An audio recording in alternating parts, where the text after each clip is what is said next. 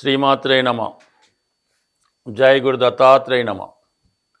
ఈ వీడియోలో మనం కన్యారాశి వారికి శ్రీ పరాభవనామ సంవత్సర ఉగాది ఫలితాలు ఏ విధంగా ఉంటాయో తెలుసుకునే ప్రయత్నం చేద్దాం. మరి కన్యారాశి వారికి ఆదాయం 8, వ్యయం 11, అంటే మొత్తం మీద ఖర్చు కొద్దిగా ఎక్కువగా ఉంది. ఇది వీళ్ళకి కొంతవరకు ఏదైనా గృహ నిర్మాణం చేసుకోవడానికి కానీ ఇల్లు కట్టుకోవడానికి పెళ్ళిళ్ళు చేయడానికి ఎక్కువ ఖర్చు కనబడుతూ ఉంది. రాజపూజ్యం, అవమానం అంటే 3 వీళ్ళు ఎప్పుడూ కన్యారాశి వారు బ్యాలెన్స్గానే ఉంటారు. ఎవరి జోలికి వెళ్ళరు. ఒకళ్ళు ఎవరన్నా వీళ్ళ జోలికి వచ్చినా పెద్ద పట్టించుకోరు. కాబట్టి రెండు సమానంగానే ఉన్నాయి ఆదాయ వ్యయాలు. అదే రాజపూజ్యం, అవమానం సమానంగా ఉంది. ఆదాయ వ్యయాలు కూడా ఇంచుమించుగా పర్వాలేదు. అయితే మరి ఈ సంవత్సర ఫలితాలు మనం పరిశీలించినప్పుడు ప్రధానంగా రాహు, కేతువు, అలాగే గురువు, శని, ఈ 4 ఏ విధంగా ఈ సంవత్సరం అంతా ఫలితాలు ఇస్తాయని పరిశీలించినప్పుడు ప్రధానంగా కన్యారాశి వారికి అత్యంత అనుకూలంగా ఉన్న గ్రహం రాహు గ్రహం. రాహు 6వ స్థానంలో, విజయస్థానంలో ఉన్నాడు. అంటే ఎవరి జన్మజాతకంలో అయినా రాహు 6వ స్థానంలో ఉంటే వారి జోలికి ఎవరు వచ్చినా కూడా వాళ్ళే నష్టపోతారు. వీళ్ళు ఎవరి దగ్గరికి ఎవరి జోలికి వెళ్ళినా కూడా వాళ్ళే నష్టపోవడం జరుగుతూ ఉంటుంది.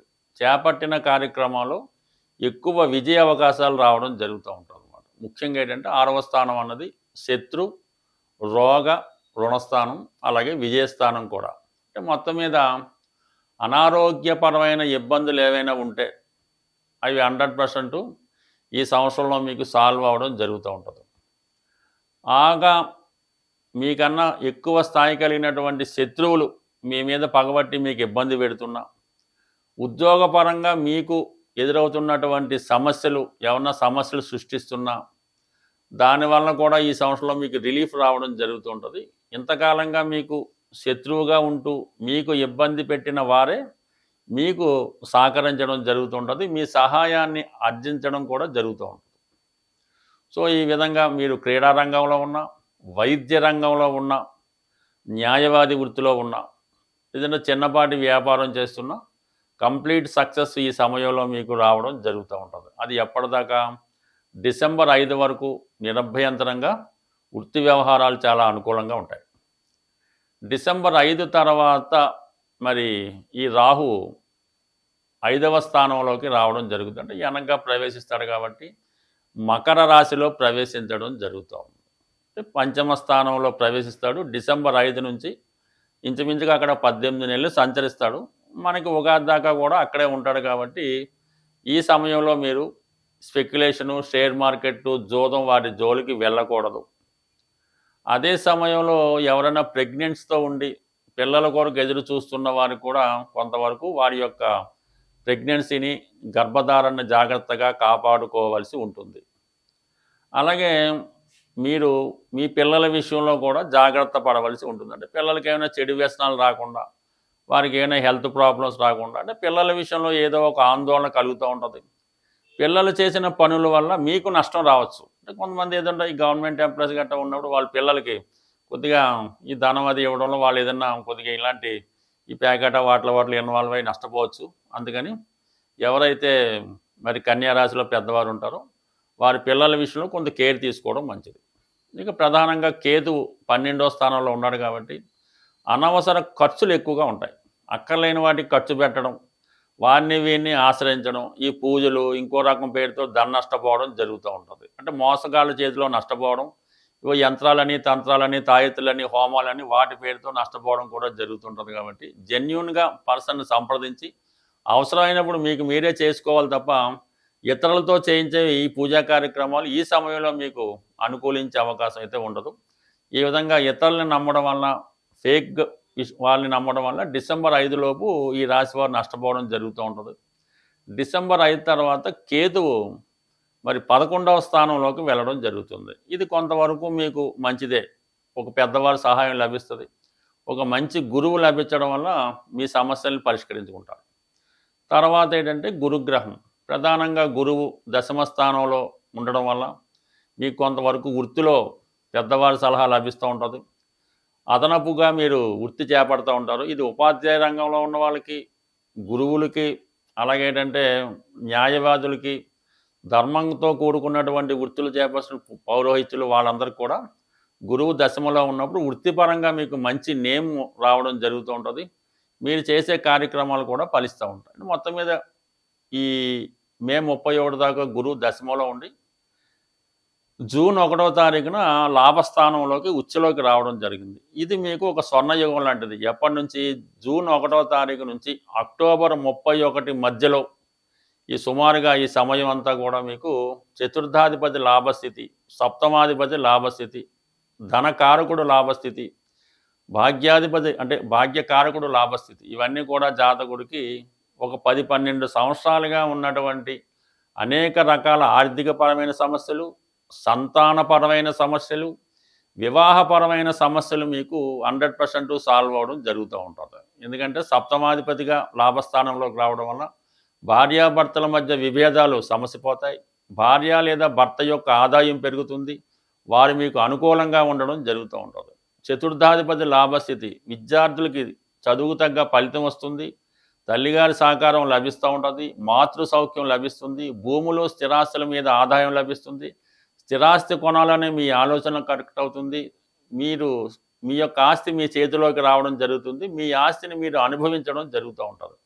అనేక విధాలుగా లాభస్థానంలో ఉన్నటువంటి గురువు 3, 7 స్థానాలను కూడా యాక్టివేట్ చేయడం వల్ల మీకు నచ్చిన వారితో దగ్గర సంబంధం కూడా జరిగే అవకాశం ఉన్నది. సో ఇవన్నీ అనుకూలంగా ఉన్నాయి, బాగానే ఉంది. అయితే శని భగవానుడు ఈ సంవత్సరం అంతా కూడా సప్తమ స్థాన సంచారం వల్ల, సప్తమంలో ఉన్నటువంటి శని భగవానుడు రాశిని వీక్షించడం వల్ల చేపట్టే ప్రతి పని ఆలస్యం అవుతుంటుంది. కొన్ని పనులు మధ్యలో ఆగిపోతూ ఉంటాయి. అంటే మీకు మీరే విరమించుకుంటూ ఉంటారు. ఏదో పెళ్లి ప్రయత్నం కొన్నాళ్ళు చేస్తారు, మధ్యలో ఆగిపోతూ ఉంటారు. ఉద్యోగ ప్రయత్నం చేస్తారు, మధ్యలో ఆగిపోతుంటారు. ఈ ప్రతి కార్యక్రమం మధ్యలో ఆగుతుంటాయి. సాధారణంగా పెళ్లి ప్రయత్నాలు మాత్రం ఇబ్బంది పడుతుంటాయి. కాబట్టి ఏదైనా కొద్దిగా నిదానంగా వ్యవహరిస్తూ ఒకే మాట మీద నిలబడటం వల్ల, ఓర్పుతో ఎదురు చూడడం వల్ల మీ ప్రయత్నం 100కి 100 నెరవేరుతుంది. ఈ పరాభవ నామ సంవత్సర ఉగాది అలాగే వివిధ రాశుల వారికి అన్ని విధాల క్షేమంగా, ధైర్యంగా, ఆర్థికంగా నిలబెట్టుకోవాలంటే ఈ సంవత్సరం అంతా మీరు ఈ సంవత్సరం గురువు గ్రహరాజుగా, అంటే పరాభవనామ సంవత్సరానికి రాజు గురువు, మంత్రి కుజుడు అవడం జరిగింది. అందువల్ల మీరు గురుగ్రహం అంటే బృహస్పతి గురువు, మీకు విద్య నేర్పిన గురువు, ఏ గురువునైనా సరే మీరు ఆరాధించి పూజించడం వల్ల, ప్రముఖంగా దత్తాత్రేయుడు, దక్షిణామూర్తి, రాఘవేంద్ర స్వామి, అలాగే మన షిరిడి సాయిబాబా వారు, ప్రస్తుతం పుట్టపర్తి సత్యసాయిబాబా గారు, ఎవరైనా సరే మీకు నచ్చిన గురువు, మీ ప్రాంతంలో ఉన్నటువంటి గురువుని ఆశ్రయించి ఆ గురువు యొక్క బోధనలు, ఆయన చెప్పిన మంచిని ఫాలో అవ్వడం వల్ల కంప్లీట్గా మీకు ఆ గురుగ్రహ అనుగ్రహం మీకు ఈ సంవత్సరం ఎక్కువగా లభించడం జరుగుతూ ఉంటుంది. అంటే గురువు మనకి ఈ నవగ్రహాల్లో ఈ జన్మజాతక రీత్యా, గోచార రీత్యా గురువు తన యొక్క స్థానంతో సంబంధం లేకుండా ధన ఇవ్వగలడు. ధనకారకుడుగా 5వ స్థానానికి అధిపతి అవుతూ ఉంటాడు. అంటే సంతానాన్ని ఇవ్వగలడు. మీరు జన్మలో చేసుకున్నటువంటి పూర్వ పుణ్యాన్ని ఈ సంవత్సరం ఇచ్చే అవకాశం ఉంది. అంటే మంచి సంతానాన్ని ఇవ్వగలడు. సంతానానికి విద్యా బుద్ధులు ప్రసాదించగలడు. అలాగే లాభాధిపతిగా మీ కోరికల్ని తీర్చే శక్తి గురువు.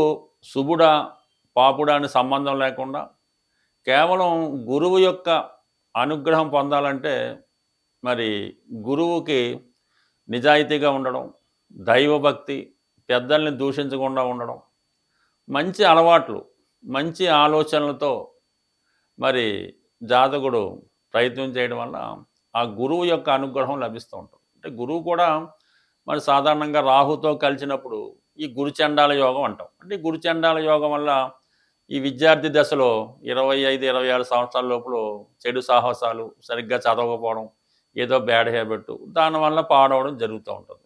అదే గురువును మనం ప్రసన్నం చేసుకుంటే వాటి నుంచి బయటపడవచ్చు. అంటే మీ జన్మజాతకంలో ఉంటే ఈ విధంగా గురువుని ప్రసన్నం చేసుకుంటే అటువంటి ఇబ్బందుల నుంచి బయటపడవచ్చు. సో అలాగే గురువు తొందరగా వివాహం చేయగలడు. వివాహం తర్వాత సమస్యలు రాకుండాను చూడగలడు.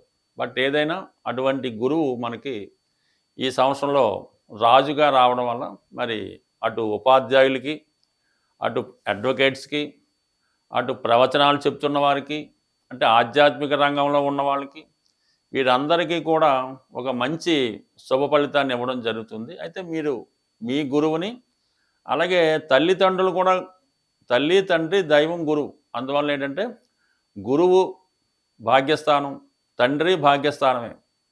తల్లికి చతుర్థ స్థానం ఇచ్చినప్పుడు కూడా తండ్రి తన యొక్క బాధ్యతలను కరెక్ట్గా నిర్వహించినప్పుడు ఆ కుటుంబాన్ని తల్లి టేకప్ చేసి పిల్లల్ని అభివృద్ధిలో తీసుకున్నప్పుడు ఆమె కూడా తండ్రి స్థానం అంటే భాగ్యస్థానం రావడం జరుగుతుంటుంది. అందుకని జాతకంలో భాగ్యస్థానం బాగుంటేనే తల్లిదండ్రుల యొక్క సౌఖ్యాన్ని పొందగలరు.